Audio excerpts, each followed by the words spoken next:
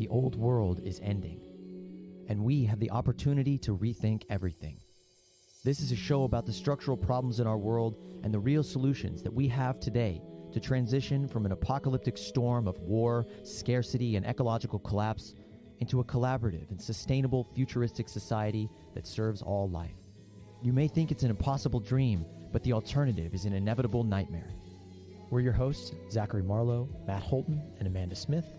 And together, when we can move past this economic absurdity to come together and actualize our collective potential to create something completely new, we are Moneyless Society.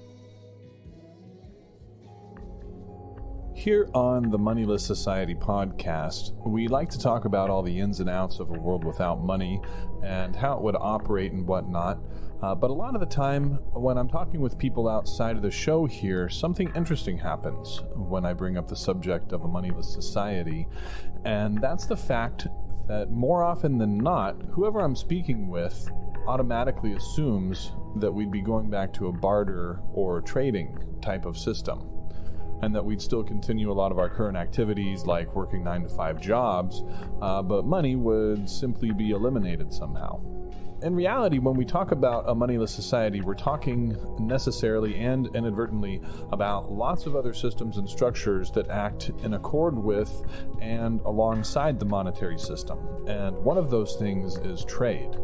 Now, is trade an inherently bad thing? Of course not. No more than a knife or a shovel or whatever other kind of tool we may have at our disposal. But even a simple act like trade itself can have downsides. Well, what happens when society is based on trade? What are the effects when you extrapolate trade on a massive scale, 1,000 years into the future, with resource depletion, a hyper-financialized socio-economic system based on competition, and a whole host of other factors? A lot of the systems and structures that we talk about on this show would actually make formal business trade and governmental trade unnecessary and even obsolete in the long run. And that's for a reason. Here to talk about trade, among other things today, including his free online network he has built for sharing goods and services, is Colin Turner. Colin, thank you so much for coming on the show. Welcome. We are synced, ladies and gentlemen. Matt, Amanda, and Marlo, how you doing, guys? Really happy for you to have me on. Thanks a million. I really appreciate it. Right, so yeah, about 11 years ago, I wrote this thing called the Free World Charter, and that was like really popular. It was something that was inspired in part by the Venus Project and the Zeitgeist movement, which were like going crazy at that time. You know, this stuff was in like 2010, 2011, 2012. All this stuff was going really, really mental. And of course, social media was going crazy as well at that time. So on the back of all that, yeah, so this thing, this Free World Charter thing became very popular. And what that is like 10 basically founding principles for what I would consider to be, you know, defining guidelines for a moneyless society, essentially. And really things have kind of snowballed from there. I've been at this like say 10 years or more, and written a couple of books on the subject and given quite a few talks about it and interviews and such like. Yeah, I suppose really where it came from was I was introduced to the Venus Project through a competition, believe it or not, that was on the Irish media here. The Irish economy was in bits basically around 2008, 2009. And the president of the country basically put out a public competition, more or less to say, any ideas, guys? This kind of thing, you know, what are we going to do to save the country from the abyss? And some bright spark, I don't know who it was, in the States, basically. It was an international contest. Somebody put up a link to the Venus Project and resource-based economy, blah, blah. And I had entered that competition as well. I had a few entries in there, and my entries were actually doing quite well. It was like a public voting system. You know, you could vote ideas up and down. And I had a couple of ideas, and they were doing quite well. But also doing quite well at the time was this thing called the Venus Project and the resource-based economy, which I had no idea what that was. So, of course, I looked into it. And, I was really, really smitten with the idea straight away. I had never imagined ever that there would be a society without money. That was just absolutely crazy as far as I was concerned. I just came out of selling a business. I had a successful business for years, and came out of that, and then reading this thing about having no money was just ridiculous. So, but I looked into it, and it wasn't long before I was actually smitten with the idea. I said, yeah, this is really makes sense. This is the way it should go. This is where we should be going. And of course, it's very easy to explain the way we shouldn't be going and what we are doing. And so yeah, things kind of sprang from there. When I spoke about the Venus Project with various friends of mine at the time, who I thought would be like really gung ho for it, they were actually completely against it, and they thought it was like ridiculously Star Trekky and very science fiction, blah blah, that sort of stuff. And I kind of had to agree they had a point. And that sort of got me to thinking, well, look, maybe these guys are onto something. The Venus Project, they're onto something, but they're kind of framing it in a way which is kind of like maybe a little bit unpalatable to a lot of people. And so I came up with this idea. Well, look, what are they really talking about here? I mean, what sort of value system are they talking about? And that's where the charter came from. They said, okay, well, let's try and distill the values of that kind of system that they're trying to describe and put it into some simple terms, kind of like 10 Commandments as such, and to say like what sort of basic things do we need to believe and understand before that kind of society can be possible. And yeah, so the Free Will Charter came out of that, and that was really successful. We had great help from Peter Joseph and the Zeitgeist movement. He helped us promote it as well, and we got a lot of people interested there, so that was nice. So that's really that's where I'm from, really. I mean, I'm a musician, I suppose, and one of the things that's quite common with musicians is that it's bloody difficult to make a career out of music. And I think that sort of prepares musicians a little bit more than others to kind of think about something like a Moneyless Society, because a lot of musicians basically do work for free. They do lots of shit for free, and they record their music and they spend months doing it, and no one wants to give them any money for it, so they end up giving their CDs away to their friends. This is like every musician knows this. Every musician has a box of CDs under their bed. And it's a reality for musicians, and it's eventually will be the reality for everybody, that eventually the technology will just overwhelm the marketplace. I think everyone knows that. It's just a matter of when. And so, yeah, that best prepares me anyway, and a lot of other musicians, actually people like Peter Joseph, who's also a musician, and Matt, I see you nodding, so I'm guessing you're a kind of musician as well. They've got with their very fancy ribbon mic there too. And also Michael Tellinger from Ubuntu is also another musician, and Sasha Stone from New York Nation. So there is a little bit of there's a connection between music and this kind of way of thinking, I believe, that. So that's really where I came from in a nutshell. I was going to say, I was listening to your TED Talk the other day, and I was just thinking about that. Like, I mean, I'm kind of a hippie. I'm an artist. The prospect of a world without money just inherently makes sense to me because I've seen it. I've seen people sharing. I've seen people living without money. And the music thing is a great example, because it's like everybody needs music. It's something we need. It's like a really weird, rare thing for somebody to not like music, to not feel like they need it. And then another aspect of that is that the radio is a free service. It's a public good. It's a public service. It's something that, it's infrastructure at that point. We need this stuff to live. We need so many of the things in our world that do not make money, or are not done for money, or that they're done just for the joy of doing it. I mean, you look at I saw some incredible jazz last night on the street. I heard it and I drifted towards it. And just the ecstasy of these musicians playing, and maybe they had a tip jar and it had like a few crumpled up bills in it, and they were just in ecstasy and joy, pure joy of expressing themselves, of doing what they're doing, of making their art, of helping people, of escaping the drudgery of the world. I mean, you can't put a price on that, and I think the prospect of putting a price on something like that is fucking absurd. How could you put a price on a song that somebody wrote about their dead mother, or the love of their life, or that of love itself, of that experience of love, that we need music to navigate our world? When we fall in love, we hear music, we hear songs, we hear strings.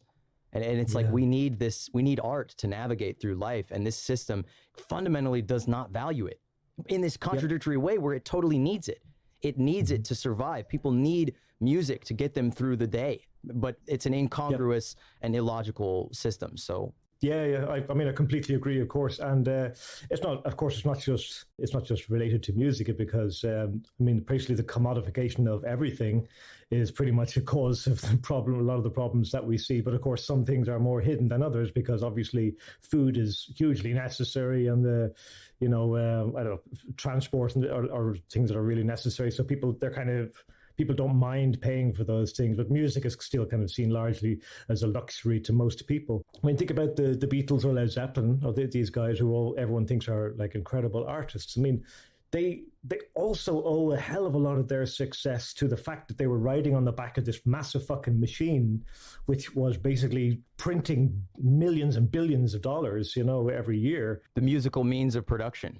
And not to mention that they were also, a lot of their music was heavily inspired, or you could even say stolen. I mean, how many lawsuits did Led Zeppelin lose for taking songs from black musicians, from people who never made a cent off those songs? Yeah, have you seen? There's loads of videos about Jimmy Page ripped off songs. There's some that's amazing, like it's like Whole Lot of Love and the Stairway to Heaven. I mean, there's all like they're fucking carbon copies of songs that came out some years before. It's amazing. But fair play to them if you got away with it, I suppose. The whole magic of rock and roll and the blues and soul and jazz and all these forms of music that came from black people and black culture that emerged from like the conditions of the utmost scarcity, the utmost exploitation and deprivation, that they were not making money for doing what they're doing. And a lot of those early blues records, like those people would go into the recording studio and put their music out, and the recording companies would make money, and they would never. Elvis is a classic example. He basically stole black people's music. He sang black people's music as a white guy, and he became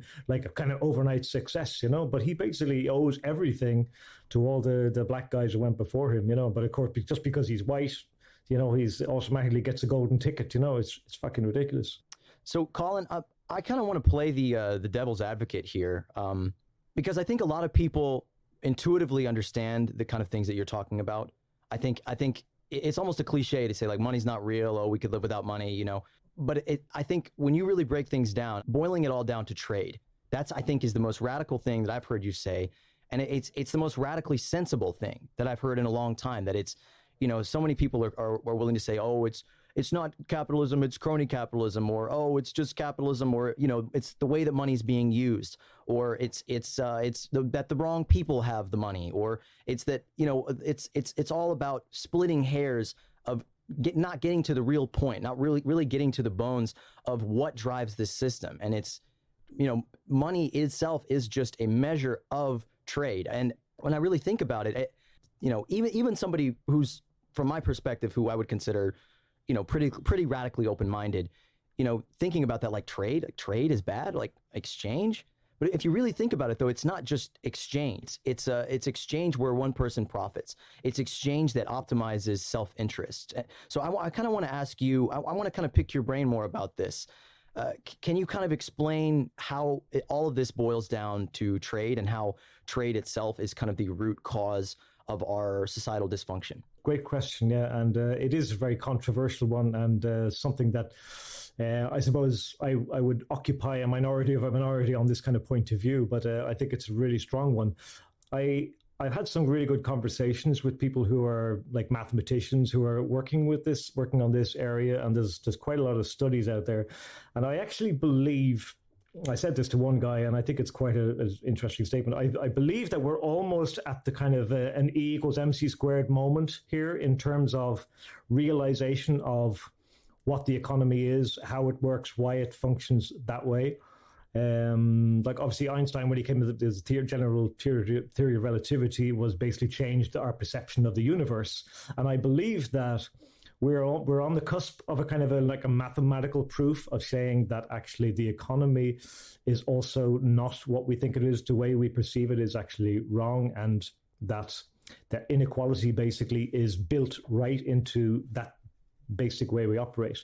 The most simple way to describe it is a guy called Professor Eric Schechter, who I was talking to. I did a video with him, and he did a really, really simple video explanation of it and an essay. And he basically he defines it like this: that when you trade with somebody, for any object or in any medium, whether you're exchanging money or you're exchanging goat for a lamb or whatever. There's an upper ceiling and there's a lower floor. And the upper ceiling is the maximum amount of money that that person will pay for that item, right? And the lower floor is the minimum amount of money that person will accept, the other person will accept for that item, okay? So what you have is you have this upper and lower region, right, where one person won't pay any more than this maximum, and another person won't sell for less than this minimum. And what happens is then you have this like variance of the sort of the price for that thing, whatever it is being sold, is somewhere in between this upper region and this lower region. And obviously, normally you would expect that the trade will happen in the exact median area, where basically it's right in the middle between the upper level and the lower level. And you would expect that to happen. But of course, when you think about it, that rarely happens, because obviously some people might be in a more advantageous position to trade, or might be a more advantageous position to sell. So they can shift their parameter accordingly. So the point is that as long as the actual trade takes place in the exact median area, then there's no problem with that. But that very rarely happens. Often it's too low, and the person who is basically the person who's selling is not getting enough money, for what they're selling, or often it's too high and the person is paying too much. So, for example, if you're selling me an apple, right, and maybe you want to charge me $2 for an apple, and I'm thinking, well, that's very fucking expensive, but maybe I'm in the middle of a fucking desert and I need an apple or whatever, and I'll pay you, whatever for it. So the point is that when there's advantage to be taken or made by one or other parties of the transaction, then that happens. That does happen. So basically, if you can take advantage of the situation, you probably will. If you imagine that almost no one ever actually hits that median spot, it's always either higher or lower. Now imagine that happening over and over and over and over again, with like millions and billions and quadrillions of trades happening. Then you're going to have this, you're going to see a big effect of this variance between what's a good trade and what's a bad trade. And also you have to remember then that's not even including the fact that when you make more money, when you take advantage of a trade, it also puts you into a more advantageous position for future trade. So, for example, you sell me the apple for $5, you made an extra fucking $4 for nothing or whatever, and so now you're in an advantageous position for the next trade. So when you take those two things into consideration, the fact that trade is never really equal, it sometimes is, but by and large, but by statistically, it's never always even. And one person always makes more than the other in the terms of the profits of the transaction. And then add to that anyone who profits more from that transaction is in a stronger position to profit more from the next transaction and the next transaction, and the next transaction. And this is this is basically been mathematically proven by this guy called Bruce Boghossian. Anyway, he's basically written a paper on this, and he's done a TED talk, I believe, but it's not released yet. And he's written a mathematical proof saying that all trade, regardless of what it is and who it is, and even if everyone starts from a completely, even base, it creates inequality. That inequality must statistically happen from that. Wealth will go to the wealthy and the poor will get more poor. And that's just mathematically proven. And when people talk about, capitalism is the problem, these fuckers took the land, these fuckers are stealing the means of production, or they're overcharging, or these are just greedy bastards, basically. When people talk about that, that's not the full picture, even though that's 100% true, even though that's absolutely 100% true that these people are behaving that way. Well, the system incentivizes them to be greedy, and if they're not greedy, they're not going to win, and it's a zero-sum game. So what do you think is going to happen? Yeah, well, what you're talking about is, rather than saying that these are just bad people who are doing bad things, you have to say that this is late-stage trade. This is a trade over so many millennia, has basically brought us to this point where some people have so much wealth that they can really exploit that more and more to their advantage. And that's where we're at. So it's not like capitalism just fucking dropped on us out of nowhere. It's like suddenly we're put in this horrible system and we don't know how to escape it. It's more that this thing has crept and crept and crept over millennia and basically put us into this ridiculous situation now. And it's not even that's to say that trade is evil, because of course trade has done a lot of good things either. It's just to say that it's an inevitable byproduct of that process, of that way of operating, that if you trade in society, then that will happen. And there's no way to avoid that. And well, like I say, with this guy, Bruce Boghossian, definitely check him out. He more or less, he's even written a formula for this. And like I said, we're nearly at this EMC squared moment to say, well, look, we know for a fact now that this way of operating creates this result. And that's where we're at, you know. I have something that I'd kind of like to add on to that, and also kind of, sure, I guess maybe a question at the same time. You actually really are kind of onto something there when you say trade, you know, being a root problem. And I use the phrase a root problem because I think you could almost say it's coupled with a couple other things that have happened throughout history, just that have basically become modern practices now. And another root problem that I see a lot of people talking about that is not money itself is the system of private property, right?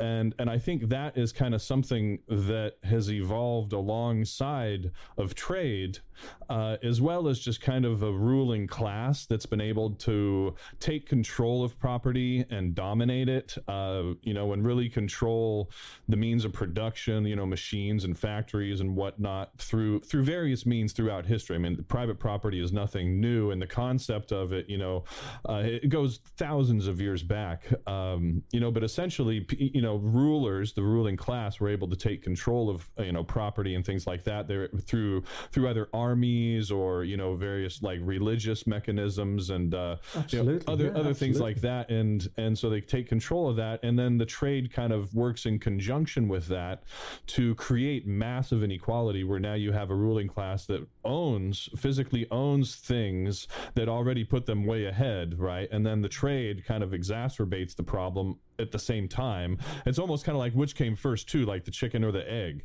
I was wondering if you've heard much about the private property, you know, being the root cause as well, and how what you feel about that kind of interrelating with the whole trade thing, because that's kind of more or less one of the things that I've heard touched on a lot, you know, also. Yeah, absolutely. Yeah, I mean, but you have to remember, I mean, what is private property, and why private property? I mean, why would you have, like, you know, 100 acres of land? Why would you fence off 100 acres of land for yourself? For what? Because it's mine.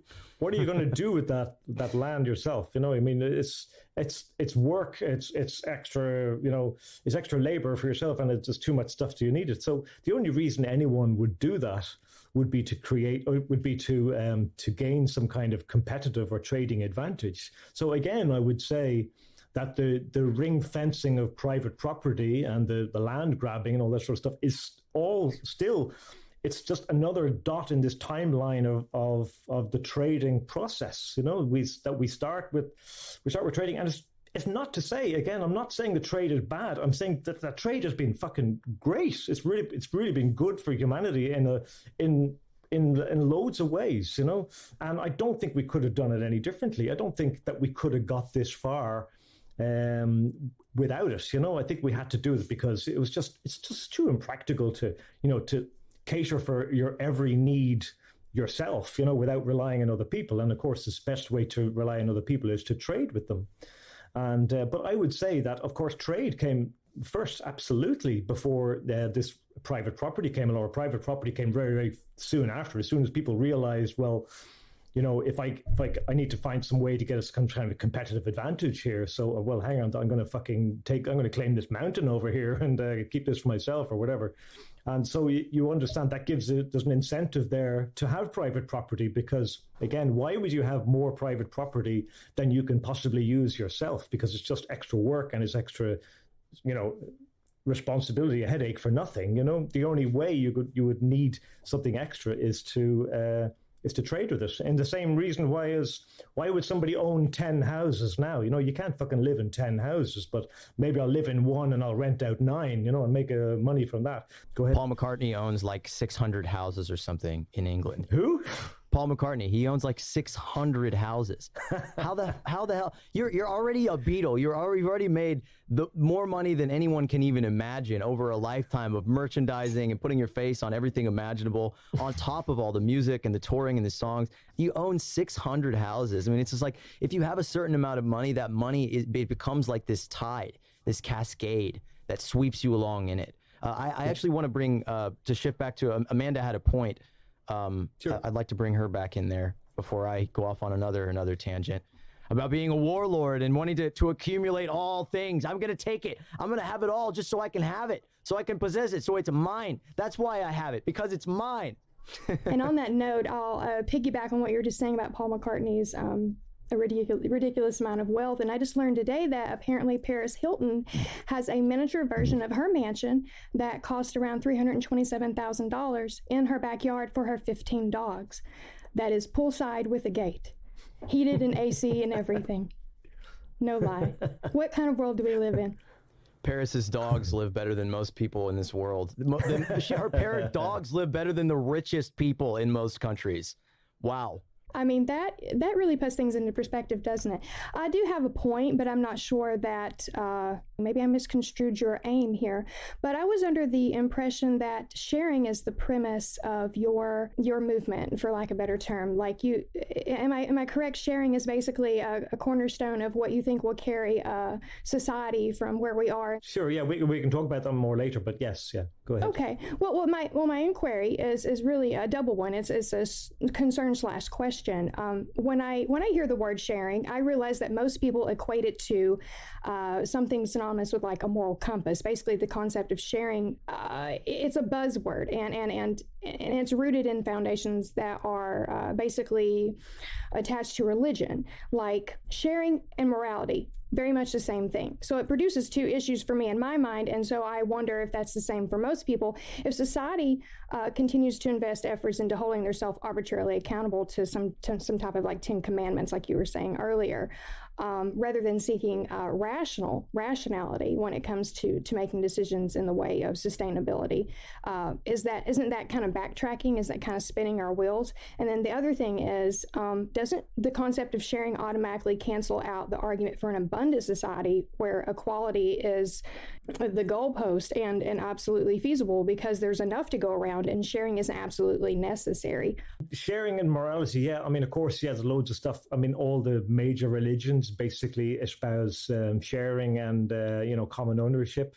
Obviously, the one I know most about is Christianity. And I mean, that's Jesus Christ was full of that stuff. And absolutely, it makes sense. I think it's obviously a good way to behave, to try and to help your fellow man or a woman or whatever. I mean, it's absolutely fair enough to that. Well, let's talk about morality, actually. Morality, obviously, is something that we have a problem with, obviously, in society. And you can argue for many reasons why a lot of people behave in an immoral or amoral fashion. And I believe that a lot of it probably is to do down with our trading and our competitive system. That's what basically unhinges us from our normal moral compass, that basically causes us to do things that maybe are not as good as we would do otherwise. And so if we're sharing, then obviously the morality, because the sharing is obviously a better thing to do, obviously, but that creates a sort of it enhances our own innate moral compass to help society and to be a part of society, to participate in society. The thing, though, is that, and I look at it this way, is that everyone talks about society as based on whatever, based on religion or based on the nation, whatever country we live in, or whatever unites us, or whatever. Society is based first and foremost by a long margin on economy, that people come together for economic reasons, first and foremost. I mean, they come together for other reasons, but like by a long margin, they come together for economic reasons because it's obviously advantageous to work together as a community or as a team to actually help get the things that we all need and the things that we all want. So, I mean, an obvious example would be like, imagine you're, you have this empty country with nobody living on it and everyone's just wandering around the country, eventually people will zero in on places which are resource rich, like, for example, a nice freshwater stream, or a place which has lots of abundance of food growing or something like that. People will congregate in those areas where there is a material and economic advantage in doing so. And that, for me, means that all society, all congregations of people really are rooted in the economic reasons for being there. And that's why we congregate together first, is because there's an economic or material advantage in doing that. I'm not sure if it's a disagreement or if it's just a not totally formed sense of alignment, but I think we congregate because it's our essential nature. We evolved in a social form. It's our primary adaptation, not just technology, not these abstractions of economy, of abstract meaning that we place on things, and like the metaphysic of value, like private property is a metaphysical concept. It's, you can't really own an apple. I mean, you can't really own a piece of land that will exist long after you pass, out of your body. But, to sort of cycle back to my point, I think that we congregate, we come together because it's inherent. We always do it. We literally go insane if we don't. I mean, people who living in isolation, I think, is one of the worst consequences of this system. Alienation and atomization of people into beyond individuals. They become zeros. They become totally isolated in themselves, and there's just a plethora of mental health issues and disintegrations of the self that happen when we are separated from people. Because we are people. We are not just ourself in an individual capacity, because one person can't reproduce. We're not eukaryotes or whatever the term is for an organism that can, reproduce asexually, that can just bud off a piece of itself and create. We can't do that. We need one other person at least to come together and form. And we need more people than that, because look at us. We're a pretty preposterous organism to exist all over this earth. We are spongy and soft, and we got no horns, none at all. We got these flat teeth. We can't even tear things apart with our teeth. We're pretty preposterously adapted to this environment unless we come together and work together and think together. I think all economics is a rationalization of the arbitrary constructs that we have sort of been pushed into today. I don't think it's intuitive at all. Yeah, no, I just kind of wanted to make a little distinction there too. I think because I think we kind of need to make a little bit of a distinction between the economy, especially like household economy and an economy, say, like within a community.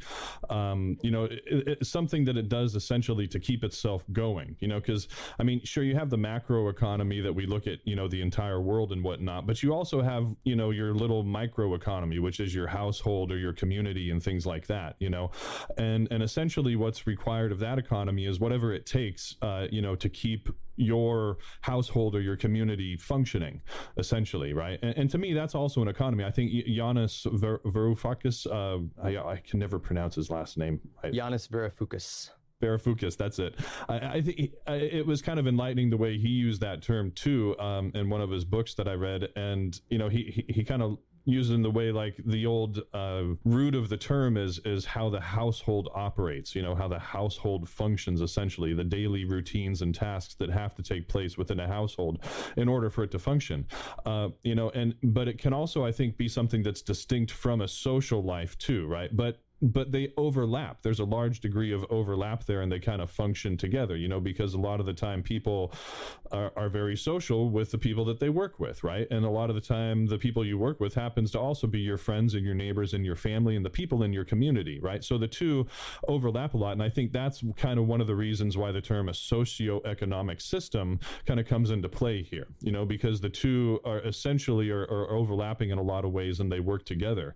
And so there's kind of that distinction to be made too. However, I think with our economy, it's individualism is so highly overrated essentially, and everybody kind of aspires to this thing, this Overrated. individualism and essentially that I can take care of myself. I'm an individual, I'm independent, no one else is like me, and it's this kind of idea that's bouncing a lot of around a lot of people's heads. They're like, I don't need anyone, I'm a survivor, I'm an individual. This kind of just ignores the fact that we really do need each other, in a sense, that this economy, this household economy, this community economy, they need other people to operate. They need reciprocity, whether that reciprocity be immediate through trade or systemic, like more of like a commune sort of thing or something like that. And that's kind of what I think how Colin and I and a lot of people in this whole community are on the same page. We envision sharing essentially as kind of like the other side of the coin to systemic reciprocity, right?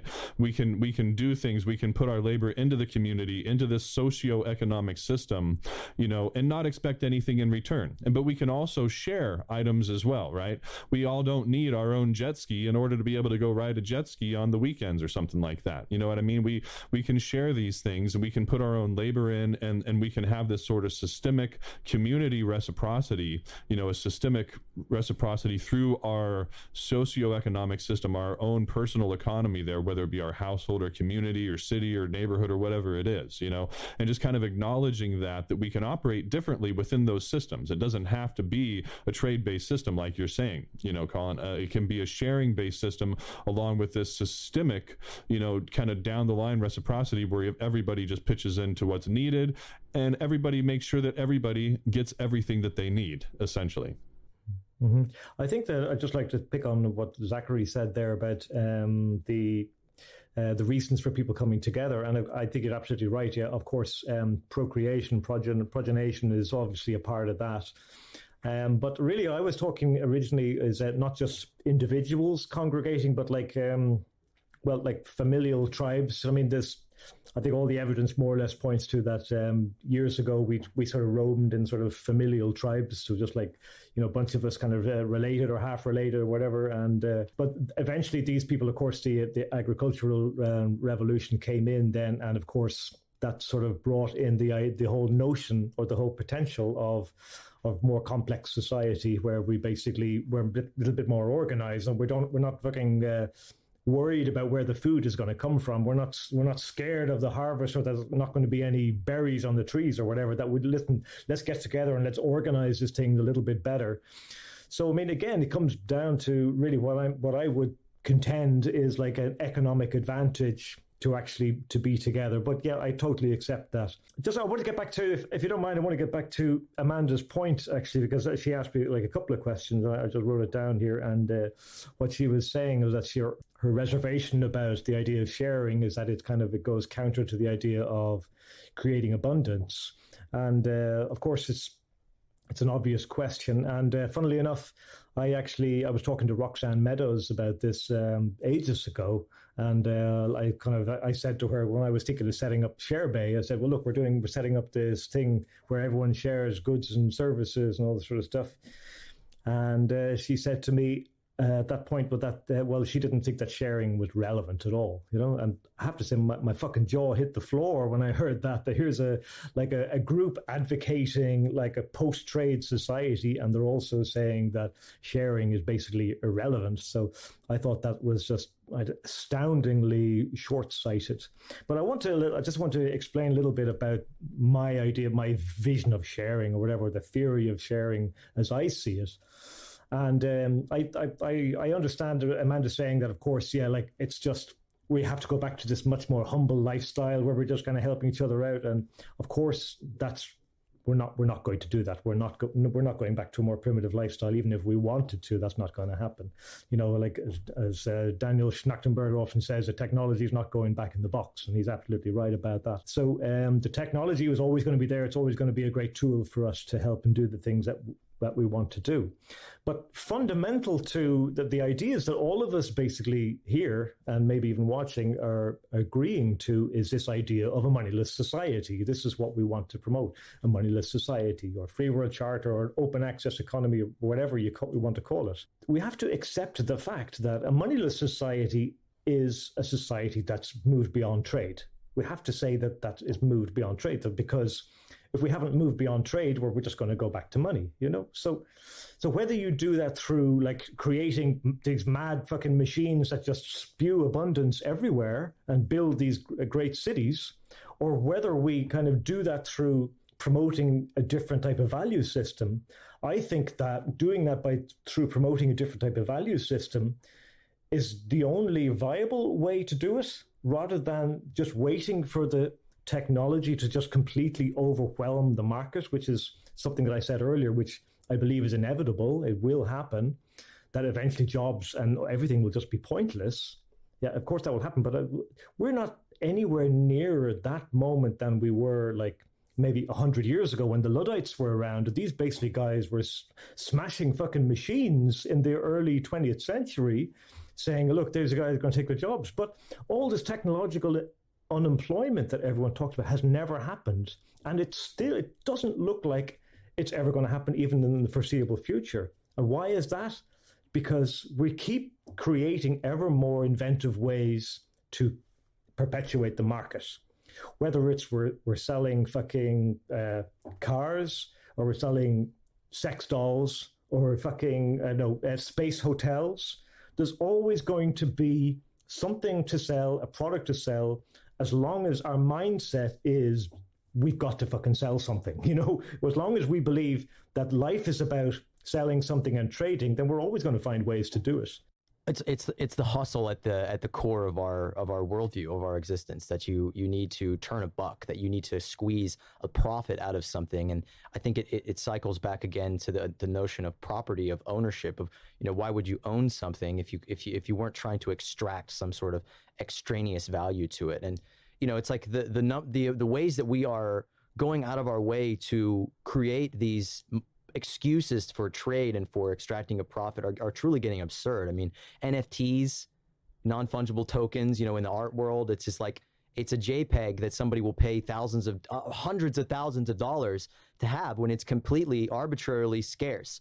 That's when I knew humanity is doomed. The day that came out, I thought, anybody can screenshot that. What makes it so special? I mean, it's just another form of fiat in some respects. But that's absolutely nailed it there, Zach. That's what I'm talking about. As long as we have it in our minds that we got to fucking sell something to keep this thing going, then of course you're going to have NFTs, and we probably can't even imagine the bullshit that's going to come out in future years, you know. And this, yeah, I mean, selling, you know, digital genitalia for people in the virtual world and things like that. But I think I want to go back to a point you were making a minute ago about technology, and I think you really said it very simply. Technology can do whatever we want it to do. And right now, what we want it to do is to perpetuate the market system, is to generate incredible abundances of nonsense, of garbage, of things that are meant to be used once. I always think about like the most useless things, or like those little kids' toys you see at like vending machines at restaurants, just things nobody asks for. There's no tangible need for it. It was made just for an excuse to have something to sell. And it's like, we have had the technology since probably the 1950s to create massive abundance, to create into the abundance. You said this in your TED Talk that was really simple. You said basically we have robots on other planets, but we can't feed people. We can't like meet the basic needs of society because our whole society is based in this kind of neoliberal, you have to earn your right to live and exist in this world so that you can contribute not to society, not to a value system that is real, not to your neighbors, not to your family, not to creating something, growing something, building something, creating a new idea, but to this totally arbitrary market system that we've placed all value and importance in. So we have the technology to create abundance today. We don't need to wait on any technology. We don't need any more advancement. We need advancement in our social consciousness. We need advancement in our understanding of what is valuable, of what is real and sustainable and important. Yeah, absolutely. I absolutely agree with everything you said there. 100%. Great. I'd like to add something to that. I mean, because I think you're right. We have had the technology to create abundance for a long time. The thing that we are really kind of lacking is the purpose and the really the social organization, I think, of the technology. You know, people coming together, having a common purpose behind it, enough people, you know, congregating essentially in one place, coming together, utilizing that technology technology to create an abundance. And I think we're closer to that now than we have been in a very, very long time, because of numerous reasons, essentially because of the, dilemma that we have with climate change. We got to stop, spewing greenhouse gases into the atmosphere as fast as possible. Also with the inequality that we're experiencing in the world, just nosebleed levels of inequality where, 8 people now own half the wealth in the world, essentially, and there's, millions of people still starving, and it's just intolerable to a lot of people. But we also have more technology now as far as communicating that feedback to people out there and to get people to understand that what is actually happening, essentially. I think that's one thing that technology has changed drastically recently is alternative media. The fact that the average person can now get on the internet and broadcast their thoughts, their feelings, anything that's happening right there to anyone else in the world is one of the major turning points, essentially, now, because we have that feedback from what is happening. We have those information sources coming in now from all over the world through this thing called the internet and social media and Facebook and Instagram and Twitter and all these other things. Now we can see anybody's and everybody's thought forms, and we have the ability to organize much more efficiently, much quicker than we have ever before in the history of mankind. The mass potential for people to come together and to organize now quickly is just way beyond anything we've had in the past. And I think that is the main difference that we are experiencing now with the technology, with these groups of people that are coming together. It's happening now more digitally online than it is, but it's only a matter of time, I think, until it starts happening physically as well, until people actually start coming together and building communities and start implementing more of these values within their own lives, and really living by the principles that you're talking about in, your free world charter and things like that. I think, it not only applies to, the online space, it applies to the physical world. And we will get to the point where we start applying those principles to the physical world, I think, in the near future, simply because of the two reasons why I was talking about climate change and inequality, through this mechanism of the internet and technology. Sure. Yeah. I mean, of course, the internet has been a real game changer, 100% game changer for humanity. Yeah. I think it obviously has an unfortunate byproduct of this thing about this phenomena of fake news and false information. And that also is something that I think is really quite dangerous. Not just for normal people who are spreading disinformation, but for maybe like larger organizations like governments or corporations that are spreading disinformation or are disseminating sort of particular viewpoints, promoting certain viewpoints. And there's a lot to be said about that. And it's a kind of a murky world. I don't really delve into much, but I mean, this whole area of like Hollywood and the sort of the underlying messages that get pushed out there all the time. It's difficult to imagine that there isn't some agenda behind that, because a simple case in point is like the way like things like the FBI are really glorified as fucking superheroes, omnipotent superheroes. These guys who fly around in a jet and they can solve all the problems and they can kiss their grandmother goodnight and all this stuff. And they're fucking heroes. And I think that there's definitely an agenda, there's an incentive behind that, and that's obviously that's not really related to the internet, but it's a similar point in that because now communication is so much more widespread. I think I agree with you that in general it's obviously much more democratic than it was before. It's a hell of a lot more democratic, but there is a little kind of a payback for that. That there's a lot of stuff going out there that's kind of harder to believe or harder to reckon. I have to say, I like the Flat Earth Society guys. I love these guys because they're so fucking out there. And I'm actually a member of one of the groups because obviously I don't think the world is flat, but I think that it's really good, like social experiment to see how these guys, how vehemently they stand by their claims and they keep going with all that sort of stuff. And I think it's a bit of an eye-opener for people like us. Wait, hang on. You guys don't believe the world is flat? What, did a scientist tell you that? Really? A government scientist? Amazing. You people will believe anything. A capitalist told me that it isn't flat. because if it was, then capitalism would be exploiting it. The earth can't be flat, because if it was, capitalism would be exploiting the fact that it's flat. There'd be swings where people can swing off the edge of the earth and look into space and whatnot. Or they'd be dumping trash off the end of it. Yeah, that would just be the end of all our problems. Just shove everything and everybody that we don't like off the edge. There's another famous meme. It says, if it exists, then there must be porn of it. And I looked on a porn site and I searched for ethical capitalism, but nothing came up. That's hilarious. On the issue of the internet being a tool for organization and revolution, and getting back to your concept of sharing, and I know you must, it must be like a band with a song that you get asked to play over and over, but when it comes to ShareBay, what would you share with us about that? And am I right in assuming that basically your aims and proposals in regards to sharing is basically to help people in society come back to the concept of social interaction and just getting along and realizing that there's options outside of individualism and the capitalist model that we're forced to live under and be oppressed by? Yeah, well, right? As I was saying earlier, I believe that the problems of society or the problems of the capitalist system it's not a technological problem, it's a value system problem. And as Matt was so eloquently saying there, that we all have this like inherently individualist mindset, that we're all atomized and we're all kind of basically, like rats in a maze trying to fight for our own little corner. And that's a mindset. No cheese at the end. That's a mindset. Yeah, that's a mindset which is basically obviously poisonous to society as a whole. As a whole, and that's like evident in, of course, the way that the climate is basically collapsing because of this very behavior. And I think that until we actually come to some kind of a value shift in the way we think about the world, the way we think about ourselves, the way we interact with other people, until that happens, nothing else is going to change. Technology is not going to change. Nothing else is going to improve in society until we actually start making that shift. Now, if you want to talk about like billionaires or people who are a lot of capital or a lot of influence, that sort of stuff, you can sit there and say, well, look, these guys just fucking own everything. They're bastards and whatever. But that's not really going to change the situation.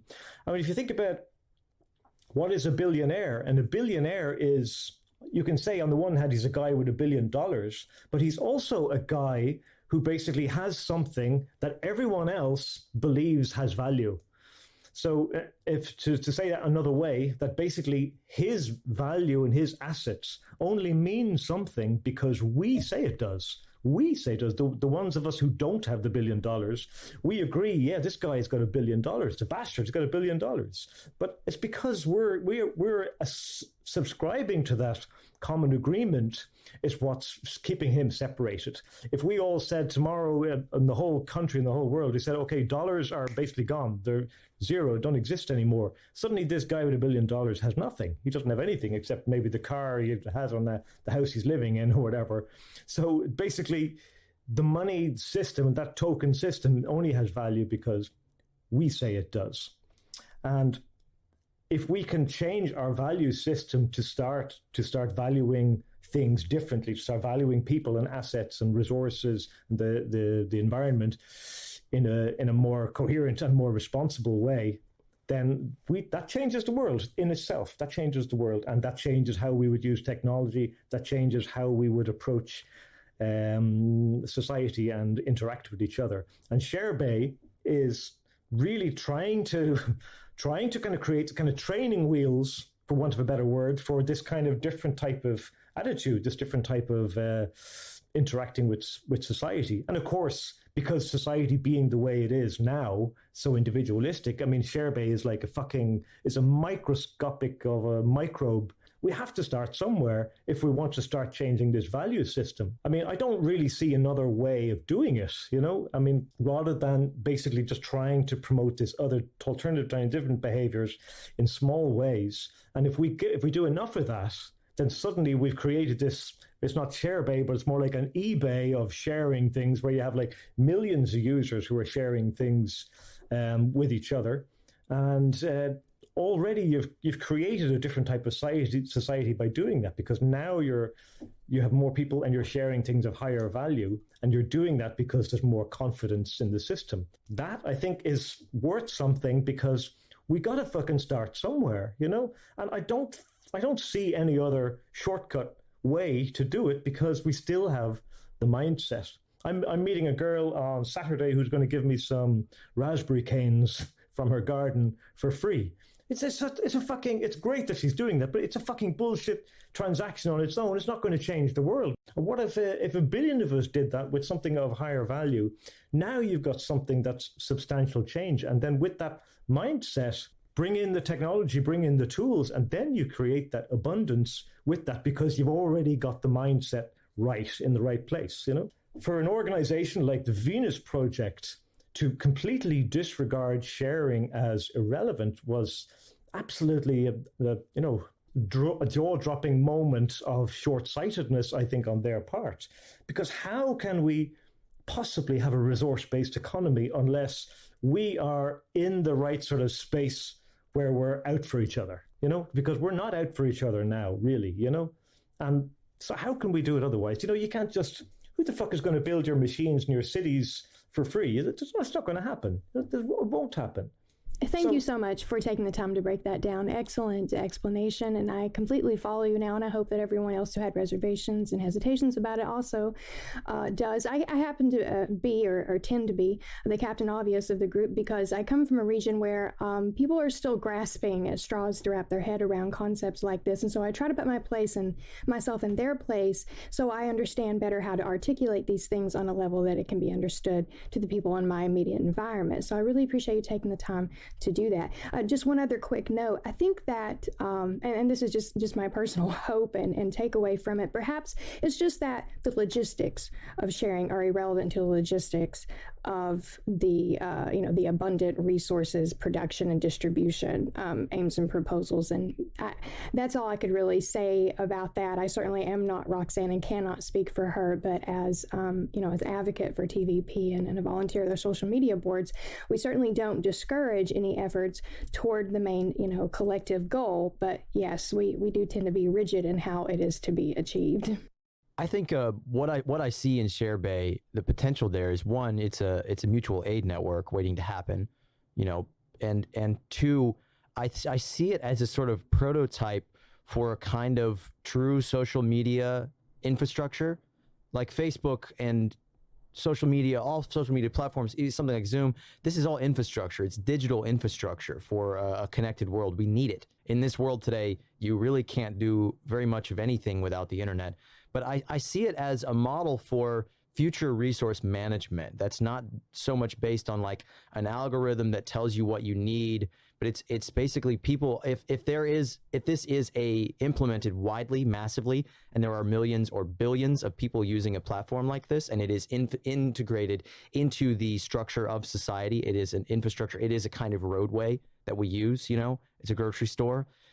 It's like people have needs, that are constantly varying. We all have something, we all have surplus that we don't need that is cluttering us up. So it's like, a platform like this allows people to take what they don't need and get it to people who do need something. So it's like, we will always be exchanging things, I think. I mean, I do think actually we could get to the point where any place on the earth could basically generate avocado. You can generate avocados in a wintry place, with new kinds of hydroponics and things like that. We could generate all kinds of different things in different regions. So I think I'm also kind of trying to be, cadet obvious or something, and think about this from the perspective of somebody who's like, y'all want to take away my private property? You want to take away my trade, my business? You want to take away everything I care about? You think the Beatles suck? I hate you, But it's like more so from somebody with a logistical kind of global perspective. It's like nations trade, I think one of the big reasons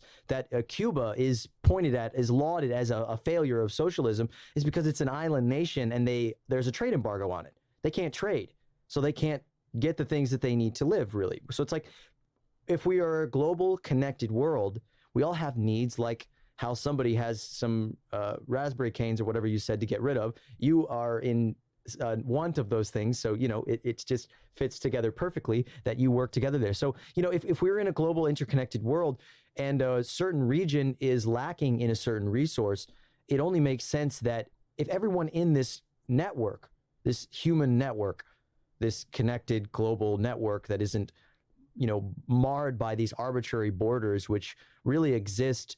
I mean, it's interesting. We have like the whole open borders argument. It's like borders are totally pretty much open for merchants, for trade, for, commerce, and they're closed for human beings just moving from place to place and trying to explore this world, which really is all of our home, in a way. But good point.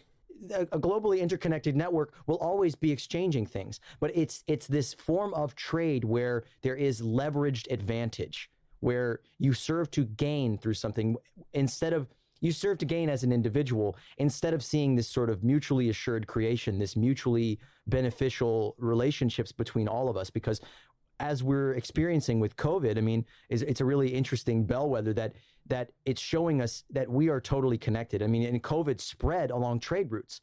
That's what better example do you need to see that our trade routes and the ways that we are connected through trade more than anything else is destructive to us. That this sickness, which, is a deadly sickness that has killed untold, hundreds of thousands to even millions of people all over the world, which could have been contained if it was a localized thing. But we are so connected in this toxic trade environment. We're totally connected. We cannot argue that we live in a connected world. We cannot bury our heads in the sand and say, oh, we're going to put America first or whatever. It's just nonsense logic that anybody could be thinking that anybody could be president saying that is just truly, truly absurd. Yeah, I mean, as to your first point on about ShareBay being a kind of a network of resources, but yeah, that's the underlying idea of that maybe someday it could be like a way of finding resources and help and stuff in your local community. Something I wrote about in a book that I wrote a novel called F-Day, which is about sort of the enactment of a kind of an open access economy, sharing economy. And one of the features of that was obviously this realization that we need to have this kind of this resource network, resource and skill network. And you can basically browse that network to find out what's available in your area, and you post things that you have that are excess that you want to give to your neighborhood or to your local area. And that's definitely what I see, that the kind of future I can see for a site like that. Maybe, I don't know, there are other things, like ShareBay is not the only one. There are quite a few other sites and apps that are kind of doing something similar. Buy Nothing, for example, they're coming up with something similar as well. Free Cycle. So there's quite a few of them, and maybe ShareBay won't make it, and maybe this one won't make it. But the point is that eventually we will need some kind of local resource management system like that we can basically see what's out there and see what people need. And I don't remember your second point now. Just to reiterate what Amanda said there earlier, it's not about going back to some kind of primitivism, because that's not going to happen. We couldn't do that even if we tried, But so it's about laying a bedrock basically for a different type of behavior, a different shape of behavior than we're used to. And it's bloody awkward and it's clumsy now at the moment, and it's difficult to do. And I can tell you that from personal experience, because I've done it with people, and it feels fucking counter, intuitive.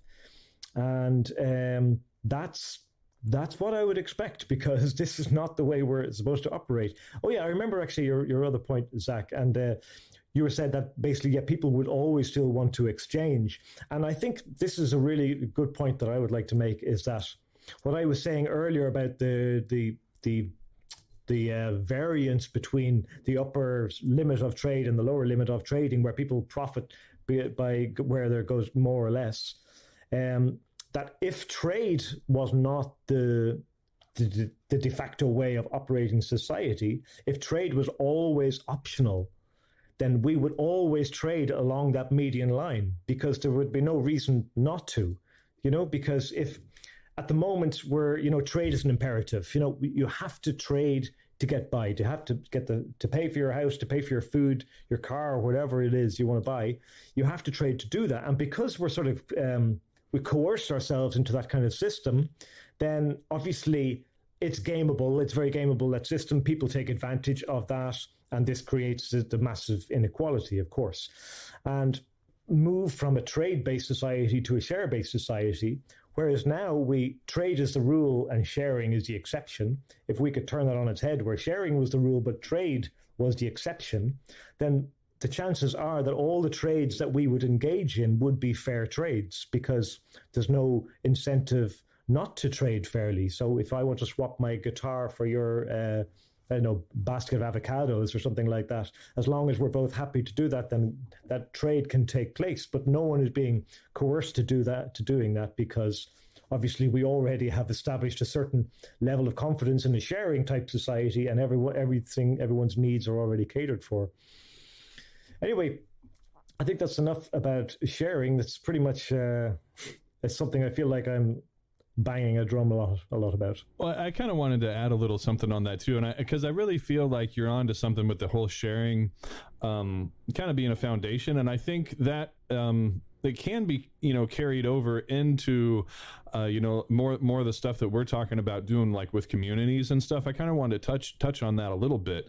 I mean, essentially, when you're forming communities such as the ones we're talking about, like cooperative based eco communities that are going to be integrating technology and whatnot, I mean, essentially these things will be founded upon sharing. I mean, literally in the DNA of the cooperative corporation, it essentially means that you are sharing this, right? There's no one person that owns the entire thing and has the ultimate say. It's a sharing organizational structure, and it's essentially founded in the DNA or in the corporate, bylaws and articles of incorporation and whatnot in the structure at that point then.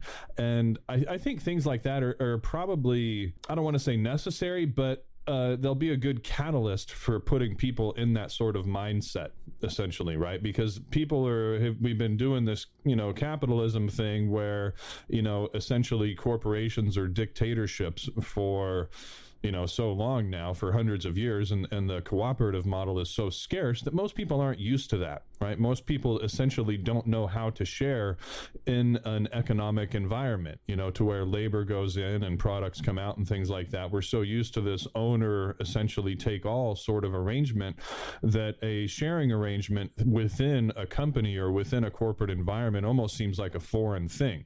We're not used to that at our workplace. We're not used to that at our homes and our communities or anything like that, right? And the more we can take this sharing mindset and incorporate it into the DNA of a community, of an organization, of things like that, I think the more of a catalyst that will be to get people in that mindset, right? And essentially, like you mentioned the Luddites earlier, I've heard that the Luddites were really kind of more opposed to the private ownership of the machines than the actual machines themselves. It wasn't so much that they opposed technology just in general. It was the fact that the technology was owned by these capitalists and that they were no longer having a means to survive, essentially. They were essentially losing their jobs and their sources of income. And that was really mostly the basis for them going and destroying a lot of, these machines and technology. It wasn't so much that machines in general were evil. It was just kind of the effect that they were having on their own personal livelihood and, economy and whatnot. But that kind of, I think that can carry on into these communities and be a good foundation. And essentially, that means you're sharing everything. You're not just sharing the ownership of the community, you're or the methods of production or the machines and whatnot. You're also sharing in the governance of it, right? You're sharing in the community aspect of the decision making of the community. You're sharing in the benefits that the whatever it is the community provides. If it provides food or technology or something like that, you're also sharing in those things. And it's all written out. This isn't just something that, arbitrarily kind of happens whenever people decide it wants to happen. No, this is the foundation of this community, right? And I think eventually, what the goal of it is. I mean, I really kind of like the idea and kind of coming back to stored labor value, right? If we share enough in this mindset, we build these communities and we each put enough labor into these things, eventually there's going to be enough value in this machinery, and the technology and the organizational structure in the form of stored labor, that it actually starts to be a force of production on its own, right? Because when you have stored labor, that can kind of you essentially keep that labor. It doesn't just evaporate into thin air, right? You keep the value that a lot of labor creates in the form of infrastructure, especially information, right? Say if you write a book or you create a software program, your labor has created something now that will essentially, and at least in a digital form, last forever, right? And that one effort that you produced something now can benefit hundreds or thousands or millions of people into the future, right? Just because you invented something or you made something like that. And it's kind of the concept of stored labor value going into these communities that eventually, through the mechanism of sharing whatnot, they become a community that provides abundance. Stephen Hawking kind of put it really eloquently in saying we really kind of have a choice. We can create a dystopia if the capitalists own all of this technology, or it can be something closer to a utopia if we share it, right? If the means of production are shared by everyone. And I think he hit the nail on the head, and it's just essentially making sure that we create these structures where everybody shares them, where everybody owns them and they share them, and that's kind of embedded within the community, within the structure there through numerous mechanisms, not just one. Through the housing, through the labor, through the governance of it, through the ownership, through the profit. We're sharing in lots of different things there. And it kind of just creates, I think, essentially a mindset of what you're talking about. So I just kind of wanted to add that to what you're saying and, get your opinion on it as well. Just to clarify, you're talking about the cooperative model. Is that what you're talking about? Yeah, cooperatives, and also just to clarify as well, that there's other models that I've heard that kind of take it even a little bit further. Like I've heard of the fair share model that really tries to incorporate, a sense of equity within the community, within the environment, into the structure, into the corporate structure of companies or organizations and whatnot, and kind of takes it even to the next level. So it could be a cooperative, it could be one of these fair share organizations that I've heard about, through various sources. But yeah, essentially, that equal ownership, equal sharing model, Yes, of course. It sounds a lot like a democracy in which everyone participates in because they are skilled and knowledgeable enough to do so in an adequate way. That's what it seems to mimic. Just to get to your point there, Matt, about the cooperatives, I haven't researched any of these cooperatives in any great detail. Obviously, the most famous one we all know about is Mondragon, which is in northern Spain, possibly the biggest one in the world. Maybe, I don't know. I think also it is. I think there's a lot of potential, huge potential in cooperatives. I love the idea in general. I think it's a great idea. It's absolutely a step in the right direction. I'm just a little bit skeptical that basically these cooperatives would become islands. Sort of self-serving islands that are basically competing against one another, that could enter that kind of scenario where it still has that kind of tribal stuff built in, and then you would have these cooperatives that are competing against each other. But I absolutely see it as a positive move. Yeah, I would just be a little bit skeptical that we'd just be creating islands, cooperative islands of basically little pockets of communities, whereas what I'm talking about with something like ShareBay, for example, is that it's not rooted in particular people or a particular asset or a particular product or anything like that. It's basically rooted in the idea of just transactions with any other person for any reason. So that in that way, what I like about the sharing thing is that it's completely universal, I suppose. It's just it can happen anywhere, even though of course it's still happening in a very, very tiny way, but at least it can happen anywhere in any way. So, essentially, it's a valid point, I think, of what you're saying. And I've kind of heard that criticism of Mondragon a little bit too, to where they kind of, still do incorporate a good amount of capitalist, structure within their organization. And it's somewhat is centered around that. And I think, that'll have to be dealt with essentially. If that sort of model is going to succeed, there'll have to be some sort of, general consensus by the participants in that model to somewhat create a resource-based economy, but I also don't see it like as an island within itself. I see it as something happening in conjunction, with things like ShareBay, essentially. And I kind of look at it more, the cooperative thing is more of like a proof of concept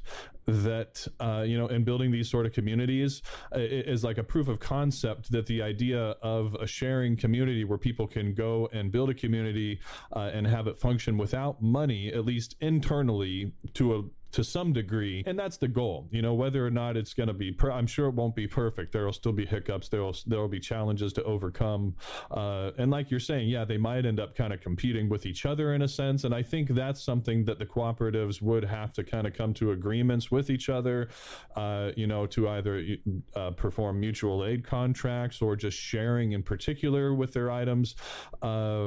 Because yeah, exactly. One cooperative probably isn't going to be able to produce everything, at least not initially. If anything, it'll be a network of cooperatives that work together, in a mutual aid fashion that can see to it that essentially everybody has everything they need within a network of cooperatives.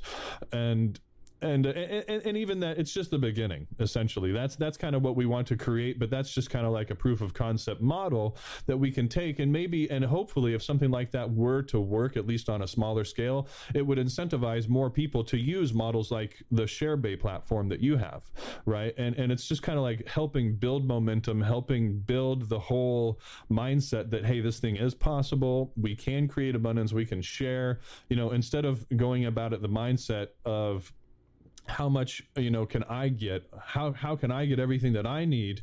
It's really coming about with a mindset of how can I help everyone get everything they need, not just me. Let's do what's right for everybody in the community, the highest good of all, essentially, philosophy, like one community espouses a lot as well, which I think is a great way to sum it up, doing what is in the highest good of all. I think the point that I kind of wanted to get here to, and I kind of wanted to shift gears because we're running out of time, and I think that's kind of the basic theme of where I want to sort of kind of round this show out with, is that in terms of our globally interconnected, interwoven, mutually creative and destructive network of human society, of connection, of trade networks, of all of our economies, all of our nations and environments, the universal fate of all is being threatened by this system, by this monetary, market-based trade relation that we are all, unconsensually, many of us, engaged, because our ecology is collapsing. It's falling apart because the immediate good of one is placed above the imminent good of all. And that, what you're saying, Matt, that what's good for one is good for all, that working together and coming together and sharing in that way, when you're in a small community especially, it's like if you have a roommate, if you have a bunch of roommates and one of them is unhappy, one of them is not doing well in their life in some way, it affects you. It affects the quality of life for all of you. If they're going to leave one extra dish in the sink that you have to pick up, that if your existence creates a little bit more labor for everybody on the simplest, most humblest form of, even monetized cohabitation, that what affects one of us affects all of us. And we just have to move beyond that. We have to move outside of this notion that we need to act self-interested.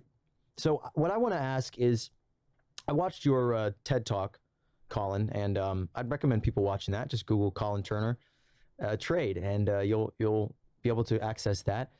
Is in the video you said that not only is moving away from trade and creating a system without money essentially the best way to answer all of our problems in society, but it's really the only way. And I have felt this in my gut, in my bones, and I feel like if somebody I cared about asked me and put me in that corner, I'd be able to answer it. Why is going moneyless not just the best, not just the ideal, not just the one I want, the way forward? How is this the only way forward? Because the way I see it, we can't keep living like this. We can't keep functioning in this economic system at all, in any way. That green capitalism won't work, can't work, because it's inherently relies on extraction of some kind. That if we have nations at all that are self-interested, We can't work together because, as again, Schmachtenberger was talking about, if there are fishing regulations for one country and all these other countries in these networks like the Paris Accords and there's a Japanese alliance or something for biodiversity loss, which says nobody's even thinking about or trying to like not eviscerate biodiversity loss. But if there is one country that is, you know, breaking some treaty to not overfish a region, what's the incentive for all those other countries to not get in there and overfish or pollute or do all of these things that are bad for our environment? Because, you know, it's a zero-sum game. And if they don't keep up in this hyper-competitive environment, they're going to lose. So I kind of want to open this up to all of us. You know, how is going moneyless, taking money out of our society, changing our economic incentive structure, how is that the only way that we can forestall climate apocalypse? Because it's the strangest thing. I know in my gut, in the sinews of my being, that this is true, that this is why I'm having this conversation. This is why I've devoted so many, already hundreds or even thousands of hours, you know, to this conversation, to this pursuit, to this thought, to the work that we're doing in this group. That this is an aspect and a crusade that I will fight with until I'm dead, because I have to, because I know it's the right way. I know it's the only way, truly. If we are truly honest with ourselves, that we are really looking at reality as things are, not a fragment of how things are, not a conflagration or a story or a narrative of how the world works, how things really work.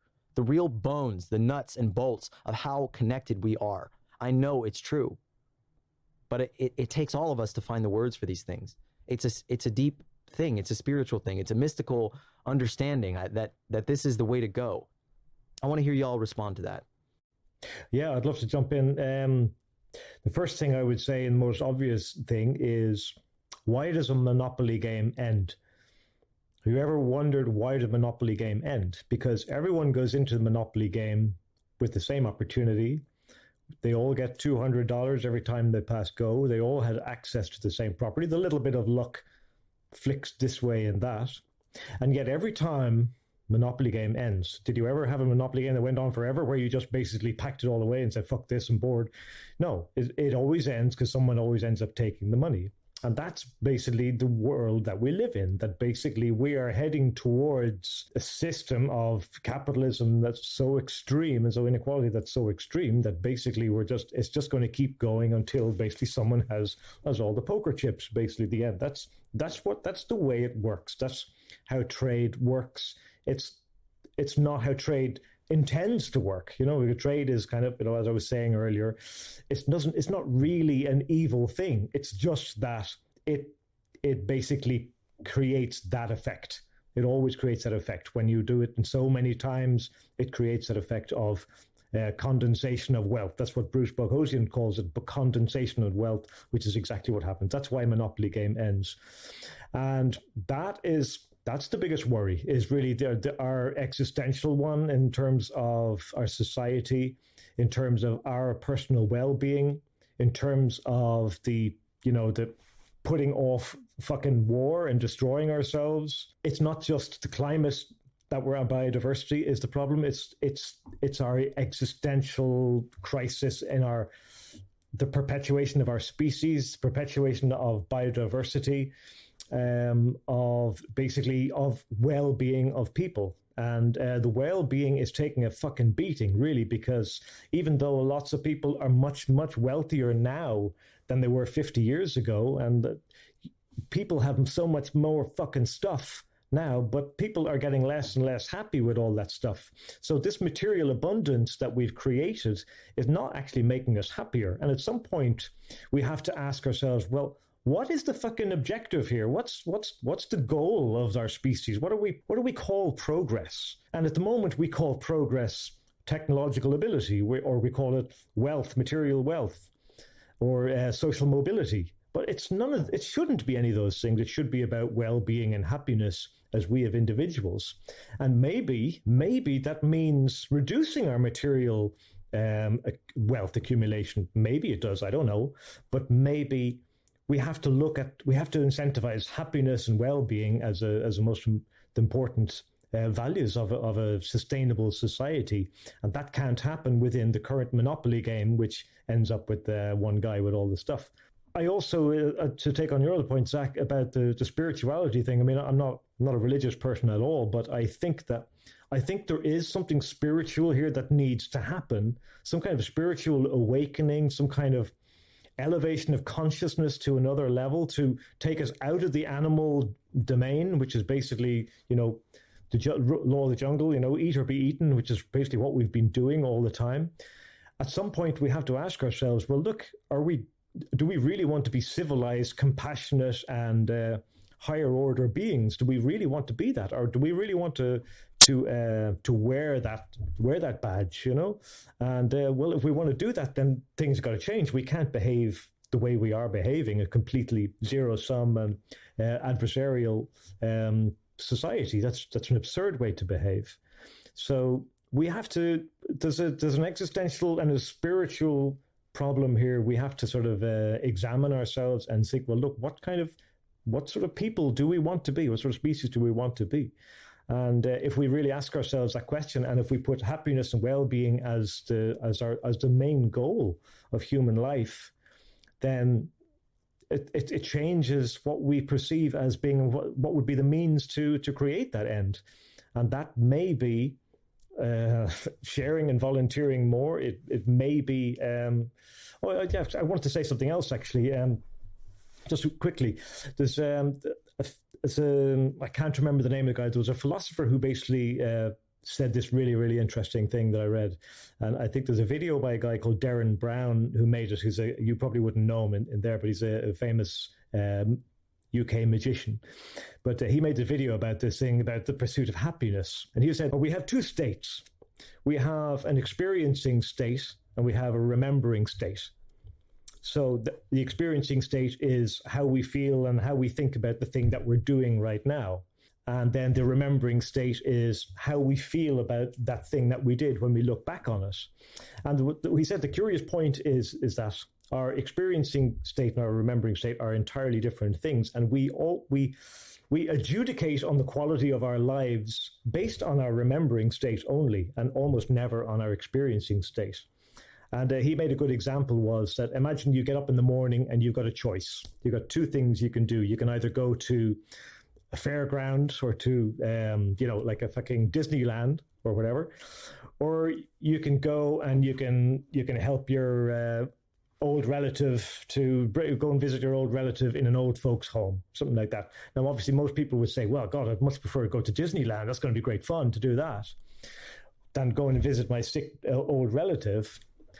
But actually, the truth is that if you actually opt to go and visit your sick old relative, then later, when in your remembering state, you're going to feel more happy about the time that you spent during that time, instead of going to Disneyland, because Disneyland was just like, it's like an instant hit and it's gone, and maybe you're going to have a good time. But the point is that when you do something that you don't necessarily really want to or enjoy, that when you look back on it afterwards, you actually enjoy it in retrospect and you feel better about yourself in retrospect. And I think that's something that we don't think about generally in society because everything is just so short-term, quick fix, that sort of stuff. And I think that that has to be taken into consideration for our well-being. So anyway, an answer to your point, I know we have to finish up, but absolutely a spiritual and some sort of a conscious elevation of self, I think is really required for us to progress. I think that there's a lot to dig into there, and I'd like to respond directly to that and then turn to Matt and Amanda and see their responses to that presumptuous question I posed to all of us. But I think it all comes down to our sense of meaning and purpose. And I think, like playing music, those activities in our life that give us the most meaning, none of them has a price tag on it, unless you get meaning from, running a hedge fund and shorting some company out of existence and destroying the thousands or millions of people's jobs. You get meaning generally in life through connecting with people, through cultivating love, through art, through beauty, through all of these things that have the hardest time being profitable. And it's like whenever anybody is trapped in the rat race and they're living their soul-sucking job, and to anybody listening to this program who wants to know what to do, who's in that position and doesn't feel happy, doesn't feel compelled, what do people do? They volunteer. They try to help someone. they feel alienated, and like what they're doing in life isn't supporting humanity or isn't supporting the happiness or the well-being of all. So they volunteer. They go to a soup kitchen, or they go bring some food to a homeless person, or, it's like, to give, it's the opposite of the exchange, where it's like, me, the giver or the seller, is going to receive the maximum benefit. You, the receiver, is going to receive the minimum amount of benefit. It's like you are going to receive the greatest benefit from something that costs you nothing and gives somebody else everything. That is why we're here. And I think a devotion to humanity is where our sense of purpose is found, not in the amount of material means that you get out of it. Because, I mean, the crisis of the rich is a crisis of purpose.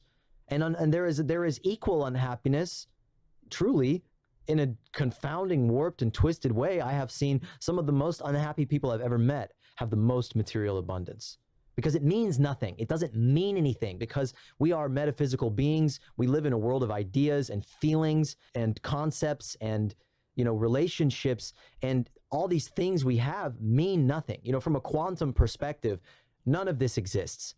None of this physically exists. It's all particles spiraling around this soup of interconnectedness. It's all metaphysical. It doesn't exist. What is real, what is tangible, what outlives the moment is the purpose and the meaning and the love that we create.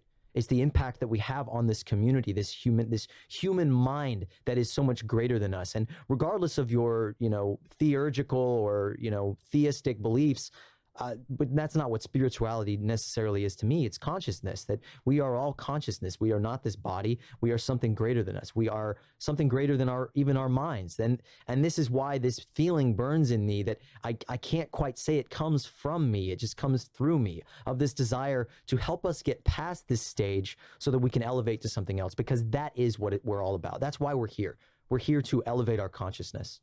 Absolutely. And I just have to add to that you've really hit the nail on the head there with this idea of that we don't view giving as being something of value, because our current system, our current trade system, more or less dictates that when you give of yourself, then you lose. You're down in value. And if you do something, then you'll gain materially, but we don't think about the other value, the internalized value of doing that thing, and you only get that when you volunteer. And obviously, most people who do volunteer, they know exactly what this means. My wife works in Red Cross, for example. She knows exactly the value of volunteering many, many hours and helping people. And she's absolutely loved it. She just thinks it's a totally profoundly uplifting experience, and it's nothing to do with what you normally expect with money and trade. So yeah, that feeling is hidden. It's masked by the trading system, by the money system. It doesn't get a chance to show itself. It's muted.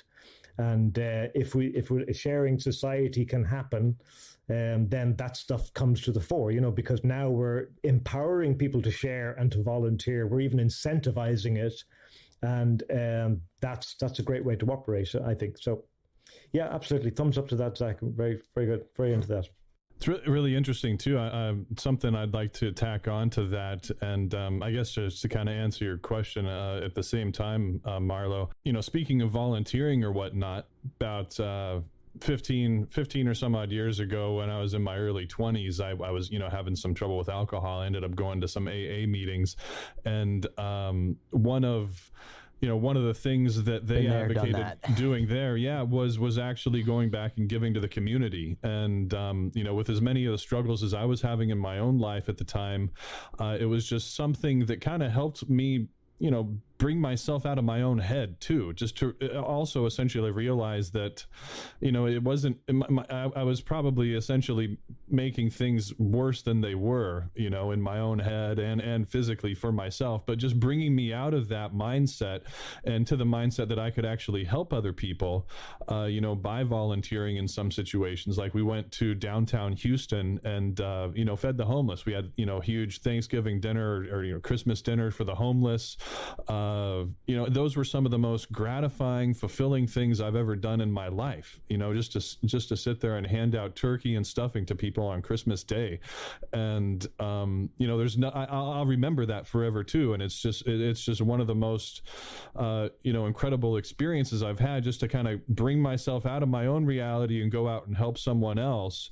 It was just such a valuable thing for me to experience and realize at that time that there was really nothing else to substitute for that I think I could have done, and just having that experience of volunteering, as well as just kind of the community that AA provided to be able to do that with other people, all at the same time, and just have that kind of the solidarity in helping people and helping the homeless community and things like that. It was such a powerful experience, and I think one of the catalysts that kind of helped me realize that was a line of work that I essentially wanted to be in for the rest of my life.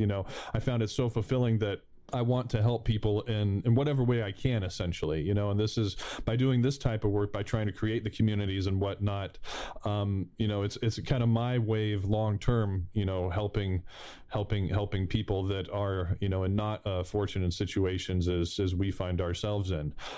But again, just to kind of directly, address what Marlo was saying too, I think the profit incentive will always be there as long as the monetary system is there, and it incentivizes the opposite of volunteering, essentially. At that point, it's not about what you can do for someone else, it's about how much profit I can generate for myself. And it's kind of the antithesis, or the total opposite of actually going out and helping the community of volunteering. I see corporations kind of whitewash it sometimes, like, oh, if you buy something, we'll donate a pair of shoes, or we'll give 10% of the profits or so much to this. But to me, tax write-off. Yeah, to me, that's more of a ploy, a tax write-off or something like that than it really is, doing something genuine for the community and whatnot. It doesn't have the same feeling or the same effect, in my opinion, and it's really difficult, if not impossible, to capture both of those elements at the same time.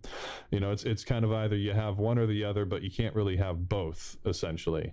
And to me, it's just like, if we really don't eliminate the profit incentive, it's not going to work. And that's what Marlo was essentially getting at initially, is why does money have to go? In my opinion, that's why the money has to go, essentially. That's why the profit mechanism essentially has to be done away with. Otherwise, we won't get the opposite of that volunteering mechanism gone, if that makes any sense. Yeah, I mean, there's been a lot of ample studies on the topic of if you ask somebody to do something without payment, or you ask them to do it with payment, then people only think about the reward. If you ask somebody to draw a picture or to solve a puzzle, they'll do it and they'll concentrate on it. But now you say, okay, I want you to do the same thing, but this time I'm going to give you $25 for doing that. Now they're much less efficient on doing it because they're thinking about the reward, they're not thinking about the task. So that's fucking spread that out over the whole world, and you can see how inefficient we're being. This is why I think that sharing and volunteering as a basis for society is going to be much more efficient. And inefficiency is the core of my thesis and the epitome of my frustration when it comes to how things are handled under the monetary system. The fact that we have money, the middleman in between us and the resources that we need to live, I believe is what generates all of the irrationality and all the inefficiency that we see in the world, and that keeps us from living a truly happy and healthy existence. So why does money have to go in order to save the world from ruin? Because as long as we are accounting based on money, which is intangible and man-made and practically indefinite, instead of accounting along the lines of the resources that we're actually using, then we're doing the math wrong.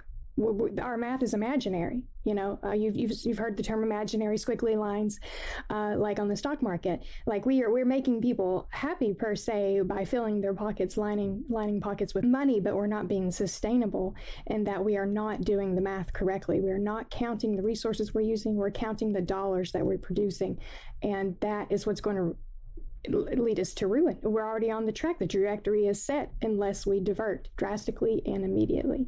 Sure. And of course, well-being, of course, is not among those incentives. And well-being and happiness of humans should be our number one priority, and obviously done in a responsible and sustainable way should be our number one priority.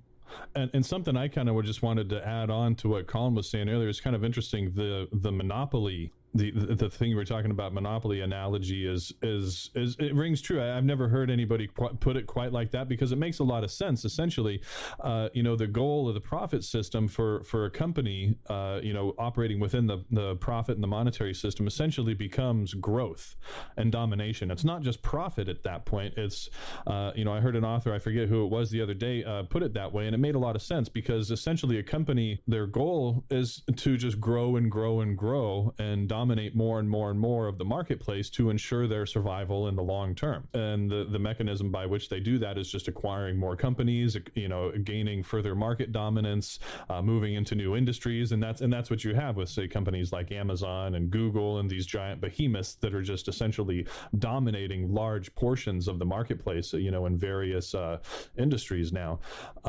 But that makes a lot of sense. I mean, it's happening on a worldwide global scale now that, essentially people are starting to quote unquote win, at the game of Monopoly. It seems like it's close to end game, essentially, like to where there's going to be a systemic collapse if the wealth gets concentrated much more in the owners of the monopoly, essentially. And it's like, the winners are going to jet off for space and leave like $3 on the game board with all the other players still in there, and eventually somebody's going to rip up the board and throw it in the air. I think I got it figured out, actually. So capitalism, hang on one second, there's a huge, there's construction out my window. One second, let me see if I don't know if it's picking up. It might be, who cares?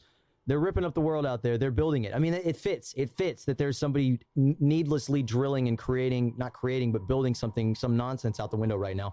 It's because capitalism cannot exist without growth. Exactly. It can't exist without endless, continuous, competitive growth. That system cannot be compatible with the finite system on Earth. I mean, that's very, very simple. It seems very simple. I don't understand how people don't get it. Capitalism cannot exist without growth and extraction.